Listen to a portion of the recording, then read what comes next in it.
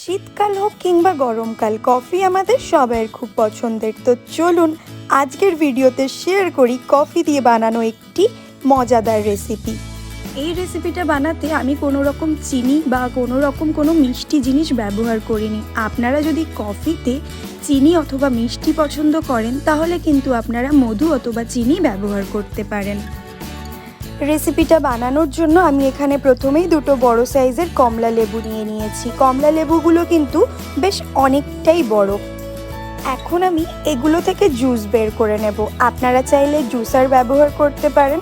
আমার কাছে যেহেতু জুসারটা অ্যাভেলেবেল নেই, সেই কারণে আমি এটা মিক্সিতে পেস্ট করে নিচ্ছি। ঠিক পেস্ট বলা চলে না, এটা থেকে আমি জুস বের করে নেব। আর জুস বের করার জন্য আমি এর মধ্যে দিয়ে দেব হাফ কাপ জল।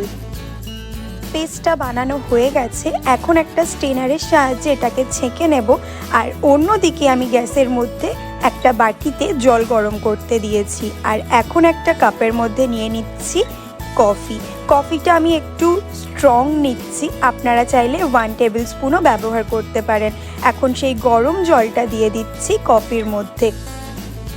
গরম দুধ অথবা জল কিন্তু কফিতে দিলে অটোমেটিকলি সেটা গুলে যায়, তবু আমি একটুখানি চামচ দিয়ে নাড়িয়ে নিচ্ছি। আর এখন আমি একটা বড় কফি মাগের মধ্যে নিয়ে নিচ্ছি কমলা লেবুর জুস। আমি যে দুটো কমলা লেবু দিয়ে জুস বানিয়েছিলাম সেখান থেকে আমার এই 2 গ্লাস জুস বেরিয়েছে। সাথে দিয়ে দিচ্ছি কয়েক টুকরো আইস কিউব। আপনারা চাইলে আইসগুলোকে ক্রাস্ট করেও ব্যবহার করতে পারেন অথবা জুসটাকে আধা ঘন্টার জন্য ফ্রিজারেও রেখে ব্যবহার করতে পারেন। দিয়ে দিচ্ছি আমার বানিয়ে রাখা স্ট্রং কফিটা দেওয়া মাত্রই কিন্তু তৈরি হয়ে যাবে আমার আজকের এই মজাদার recipe, black ice coffee with orange juice. আজকের রেসিপি আপনাদের কেমন লাগলো অবশ্যই লাইক কমেন্ট করে জানাবেন। আর আমার চ্যানেলে নতুন হলে সাবস্ক্রাইব করে পাশে থাকা বেল আইকনটিতে ক্লিক করে দিন আমার দেওয়া নোটিফিকেশন সবার আগে পাওয়ার জন্য।